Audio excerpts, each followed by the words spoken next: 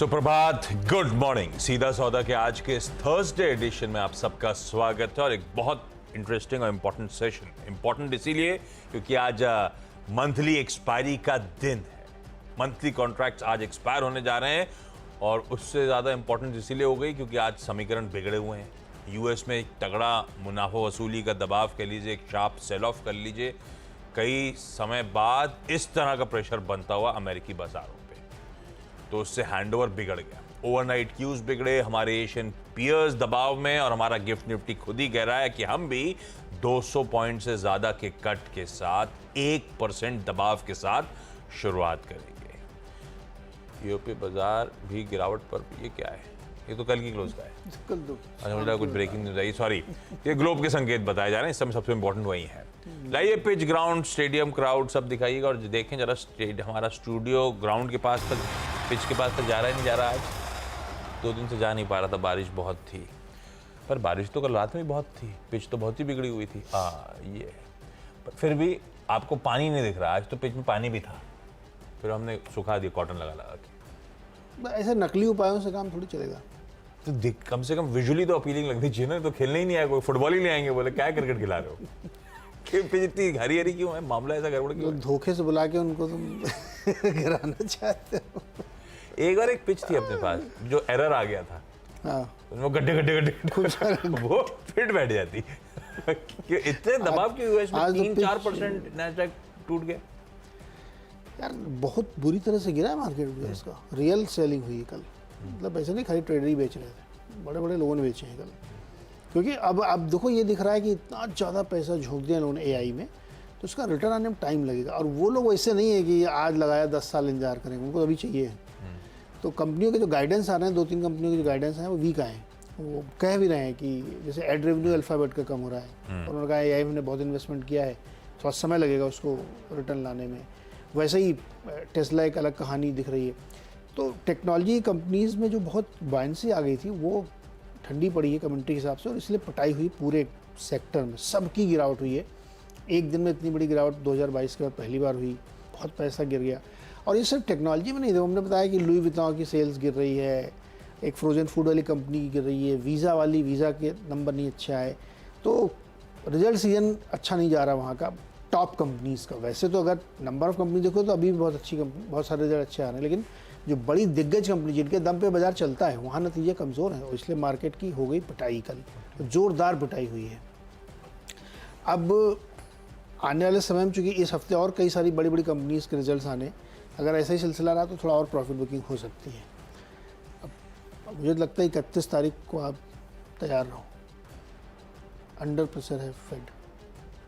वहाँ कटेगा अगर तो उभरते बाजारों के चमकते सितारे भारत में पैसा आएगा क्या? आना चाहिए लॉजिकली, क्योंकि अब तक आया नहीं है कोई नहीं पैसा है। कितना बिकवाली करी थी एफआईआई ने पिछले 2 साल में, बस अभी थमी है बिकवाली। आया कहाँ पैसा? 2 दिन 4 दिन आता नहीं है, उसके बाद 2 दिन फिर लग जाता है। नेट कुछ नहीं आया अभी जो गया था। कल भी खूब बेचा है, भेजा 5-6-7-8 करोड़ रुपए तो 7-8 हज़ार करोड़ रुपए तो 2 दिन में बेच दिए। वो जो इतने दिन से हल्का खरीद रहे थे 2 दिन में निपट गया। तो बाइंग आ नहीं रही है एफआईआई की, ऐसा कुछ नहीं है, बस सेलिंग थमी हुई है, ऐसा कह लो आप। सेलिंग हाँ ये कह सकते हो, सेलिंग थमी हुई है। और अभी भी सेंटीमेंट कोई बहुत चेंज नहीं हुआ। अभी हमको लगता है अब ये रिजल्ट सीजन और फेड अगर 31 जुलाई को कुछ नहीं करता है, खाली ये इशारा कर देता है कि हाँ सितंबर में कट सकता है, तो मार्केट थोड़ा संभल जाएगा।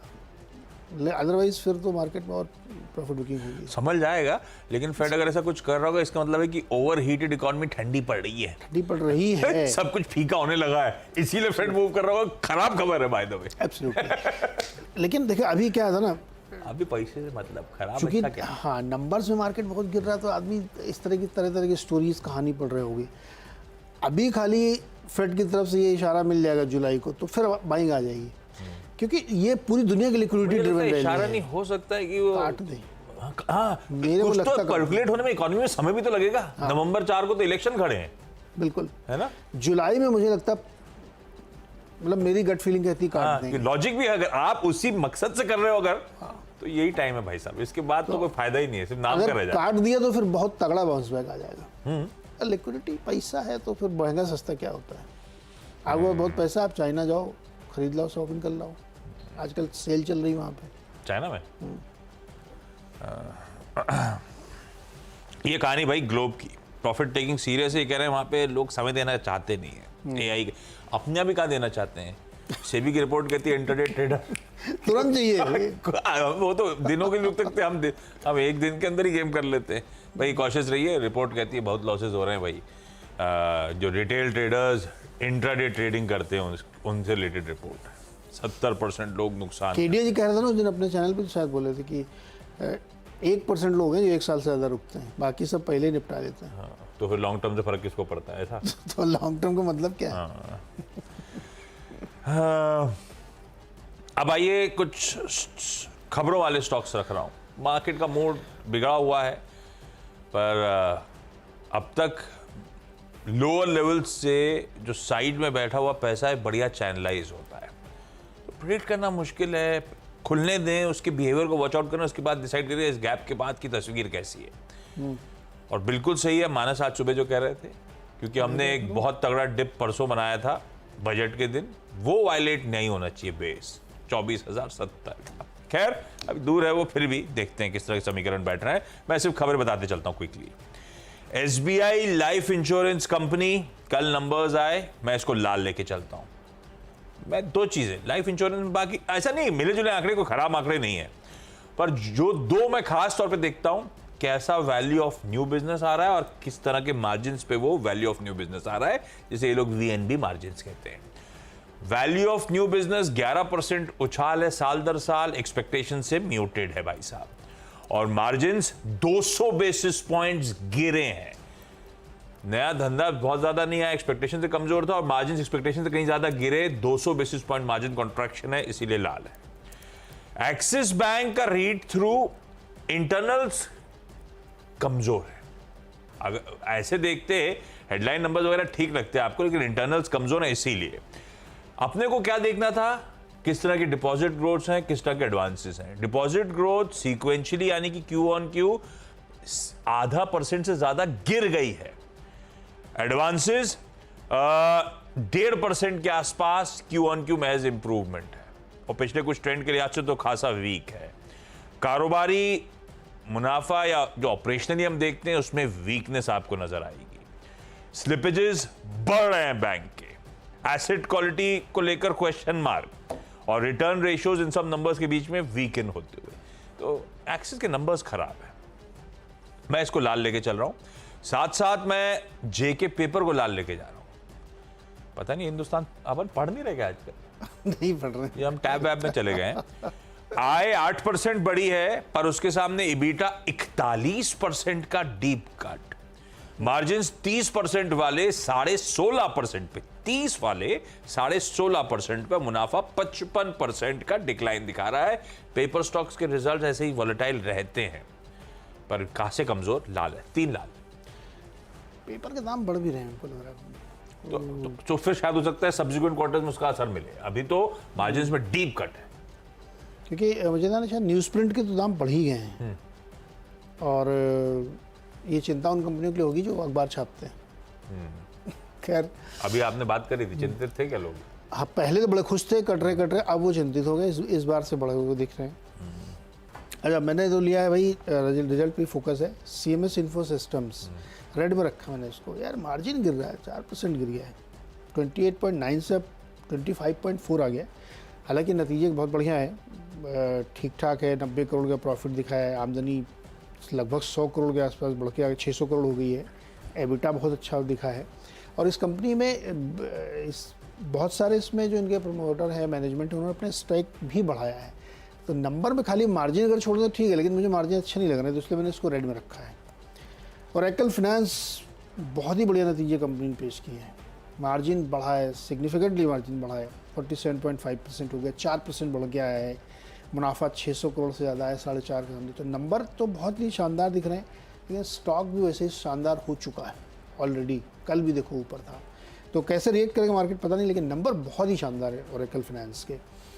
फिर तीसरा स्टॉक है PG इलेक्ट्रो, ये भी बहुत ही अच्छे नंबर हैं, 1320 करोड़ का रेवेन्यू है, 677 से बढ़ के, बहुत बढ़िया नंबर है। एबिटा 67 से 134, लगभग सब कुछ डबल इनका होता हुआ दिख रहा है और मुनाफा 34 के सामने 84 करोड़ निकल के आया है।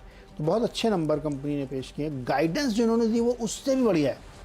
उनका कहना है कि इस साल 200 करोड़, इस अगले क्वार्टर में 200 करोड़ से ज़्यादा प्रॉफिट आएगा। रेवेन्यू 3,500-4 हज़ार करोड़ को रखेंगे। तो मुझे लगता है नंबर बहुत अच्छे हैं, इसको भी रडार पर रखना चाहिए। अच्छा, दो तो मैंने रब ऑफ टाइप ले लिए हैं। जब एक्सिस बैंक के इंटरनल्स इस तरह से कमजोर, थोड़ी बहुत नर्वसनेस सीप इन होगी आईसीआईसीआई बैंक पे। मेरे ख्याल से सैटरडे को, इसी हफ्ते के सेकंड हाफ में नंबर्स आए आईसीआईसीआई बैंक के, उससे पहले एक्सिस के नंबर्स आए। मैं आईसीआईसीआई को इस बीच में लाल लेके चलता हूं क्योंकि ग्लोबली मूड बिगड़ा हुआ है। मुझे लगता है विप्रो को अभी भी रडार पे रखिएगा। अपन ने चर्चा करी थी उस दिन नंबर्स को लेकर, किस तरह का डिसअपॉइंटमेंट और एक्यूमुलेशन कितना स्ट्रांग था इस काउंटर पे। विप्रो आज लाल लेके जा रहा हूं।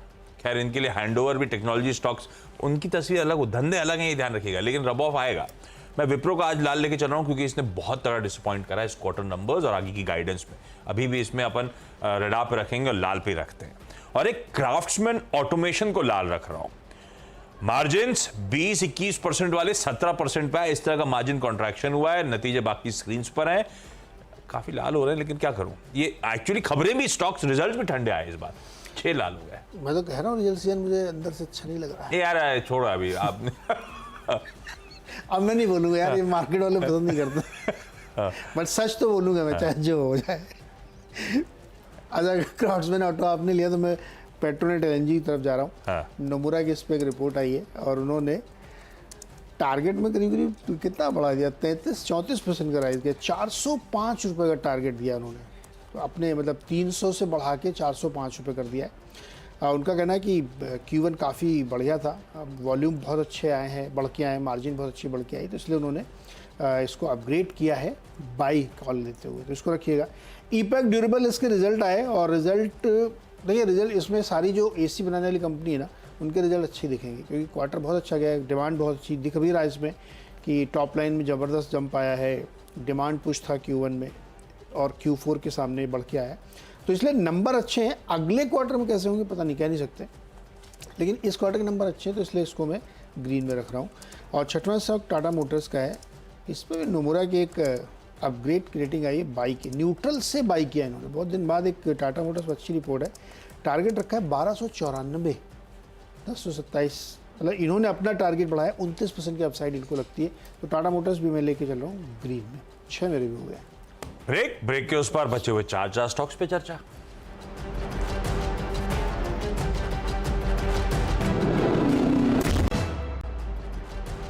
एक बार फिर से आपका सीधा सौदा में, और अगले 4 स्टॉक्स में ये चारों रेड में है यार। सन फार्मा रेड में। इससे पहले हरा था क्या आपका? हाँ, इससे हरे थे भाई। अच्छा। रेड में इसलिए रखा है क्योंकि यूएस एफडीए से इनकी जो दादरा यूनिट है उसके लिए वार्निंग मिली है। ये कह रहे हैं कि हम साथ मिलकर काम करेंगे, अब तो करना ही पड़ेगा। अच्छा, उसके बाद 3 IT stock, Coforge, KPIT, persistent, ये सब मैं इसलिए रख रहा हूँ क्योंकि यूएस मार्केट बहुत ख़राब आया है कल, तो उसका असर पड़ सकता है। ये वो वाले स्टॉक जो भागे कल, देखो कोफोर्ज रिजल्ट के बाद से रुका ही नहीं, बजट के दिन भी सबसे बड़ा टॉप गेनर ये था, तो थोड़ा बहुत प्रॉफिट ले सकते हैं लोग। पता नहीं लॉजिक बैठता है कि नहीं बैठता, नहीं, रडार पर रखिएगा आईटी सेक्टर आज पूरा, तो इसलिए तीनों रेड में। वीएसटी इंडस्ट्रीज, वो हैदराबाद वाली टोबैको कंपनी जो अपने चार मीनार ब्रांड के लिए जानी जाती है। आजकल दिखता नहीं चार मीनार दुकान पर, इस साइड तो है ही नहीं, उधर ही, हाँ उधर नहीं मिलता। पर कल इसका स्टॉक उठाइएगा, स्क्रीन पर रखिएगा। ये देखिए, कल वीएसटी इंडस्ट्रीज की 17% पिटाई, जबकि आज इसकी बोर्ड मीट है रिजल्ट्स और साथ साथ बोनस इश्यू पर। तो मेरा अजम्पशन था कल चल रहा होगा। जब मैंने कल शाम को देखा तो मेरा ध्यान नहीं था, वीएसटी इंडस्ट्री फिर दिन के दौरान जब नोटिस करा 17% गिरा, इस तरह से पिटाई हो रही थी। फिर शाम को सबसे पहला काम यही करा कि लार्ज ट्रेड टटोले, क्योंकि दिख रहा था लार्ज ट्रेड्स प्ले आउट हो रहे हैं। इसमें राधा कृष्ण दिमानी साहब की डिराइव ट्रेडिंग एंड रिजॉर्ट्स ने कल 2,62,000 शेयर्स बेचे। दमानी एस्टेट एंड फाइनेंस ने 90,000 शेयर्स बेचे। दमानी साहब बहुत समय से थे इस स्टॉक में, खूब बढ़िया डिविडेंड्स एंजॉय कर रहे थे। पता नहीं, या तो उनकी साइकी ये कहती है कि अब इसको, क्योंकि मैं लॉन्ग टर्म इन्वेस्टर था, टिकट प्राइस बढ़िया था, लॉन्ग टर्म होल्डिंग वाला स्टॉक था, बोनस लाके इसको पंड बना रहे हो, ट्रेडिंग बेटर स्टॉक बना रहे हो, it's time for me to exit. शायद जो भी साइकी प्ले आउट हुई हो, कल लास्ट ट्रेड में खूब राधा किशन दमानी साहब की एंटिटीज ने माल बेचा है। इसको मैं लाल ही रखता हूं, जबकि आज रिजल्ट्स और बोनस पे खबर आनी है, पर आप वॉच लिस्ट पे रखिएगा। आप लाल हरे पे मत सोचिए, आप रेडा पे रखिए। केएसबी लिमिटेड कंसोलिडेट कर रहा है, आज एक्स डेट है, हरे में रख रहा हूं, ये पहला हरा है आज का। स्टॉक स्प्लिट 10 रुपए की फेस वैल्यू वाला 2 रुपए पे टूटेगा। तो ये जो भाव स्क्रीन पे दिख रहा है, डिवाइड बाय 5 करिए, करीब 900 समथिंग, ऑलमोस्ट 1000 के आसपास स्टॉक आज लॉजिकली ट्रेड करना चाहिए। हरा रखते हैं। हिटाची एनर्जी इंडिया, जो पहले एबीबी पावर प्रोडक्शन सिस्टम्स के नाम से जानी जाती थी, रेवेन्यूज 28% बढ़े, इबीटा उसके सामने 42% का जंप, मार्जिन्स इसीलिए इंप्रूव एक्सपैंड होते हुए, और आईईएक्स के साथ छोड़े जा रहा हूं। हालांकि स्टॉक बहुत अच्छे मूव्स ऑलरेडी डिलीवर कर चुका है, पर नंबर्स ठीक ठाक है। आय 18-19% बढ़ी, इबीटा 22% बढ़ा, मार्जिन्स एक्सपैंड हुए, पर ऑलरेडी चला हुआ है, ये ध्यान रखिए। हो गए 10 स्टॉक्स पूरे, 10 पूरे। ब्रेक के उस पार टीम्स का एक क्विक रैप अप। ब्रेक के बाद आप सबका स्वागत है। चलिए, मेरी 10 की सीधा सौदा की टीम स्क्रीन्स पे। मार्केट्स अब ये लाल वाले बेमतलब हो जाएंगे अगर गैप डाउन के बाद स्टेबिलिटी लौटने की शुरुआत हो जाए। तो आपको बेसिकली ऑब्जर्व करना है आज के एक्शन को। खबरों में से लाल हरे रखे मैंने बस। SBI Life, value of new business, VNB margins दोनों डिसअपॉइंटमेंट। एक्सिस बैंक इंटरनल्स खासे कमजोर। जेके पेपर मार्जिन्स में एक तगड़ा कट। एक्सिस के बाद शायद कुछ नर्वसनेस क्रीप इन हो इस हफ्ते आने वाले आईसीआईसीआई बैंक नंबर्स में भी, उसीलिए लाल रखा है। विप्रो ग्लोबल मूड माल बिगड़ा हुआ है, अपन ने वो नतीजे की बहुत डिटेल में कल परसों चर्चा करी हुई है। बहुत डिसअपॉइंटिंग नंबर्स थे, मुझे लगता है आज भी दबाव शायद कंटिन्यू करे। क्राफ्ट्समैन ऑटोमेशन के मार्जिन्स कॉन्ट्रैक्शन है। वीएसटी इंडस्ट्रीज में दमानी साहब की एंटिटीज जो हैं माल छोड़ने कल, इसीलिए इस तरह का प्रेशर बना स्टॉक में। केएसबी आज एडजस्टमेंट का दिन है, एक्स स्प्लिट, एक शेयर 5 में विभाजित होकर ट्रेड करेगा, इसलिए ग्रीन करा है। हिटाची एनर्जी के नंबर्स डिसेंट थे, और आईईएक्स चला हुआ स्टॉक है, वोलेटाइल है, लेकिन जो नंबर्स आए थे मार्जिन एक्सपेंशन वगैरह, नंबर्स अच्छे हैं Q1 के, इसीलिए हरा करा। सीमेंस इन्फो के नंबर तो बहुत अच्छे हैं, लेकिन मार्जिन गिरे हैं 4% के आसपास, तो इसलिए इसको रेड में रख रहा हूँ। ओरेकल और पीजी इलेक्ट्रो के नंबर सुपर सॉलिड, बहुत अच्छे नंबर है, तो ग्रीन में। पेट्रोल एलएनजी पे नोमुरा ने बाई कॉल दी है। ईपैक के भी नंबर काफ़ी अच्छे हैं, Q1 में काफ़ी एसी वगैरह बिके हैं। टाटा मोटर्स में नोमुरा के अपग्रेड है, करीब 29% के ऊपर के प्राइस दिया उन्होंने। सन फार्मा को एक वार्निंग लेटर मिला है यूएसएफडीए से। कोफोज के पीआईटी और परसिस्टेंस जो कि आज मूड ठीक नहीं लग रहा मार्केट का, इसलिए आईटी स्टॉक्स में दबाव रह सकता है।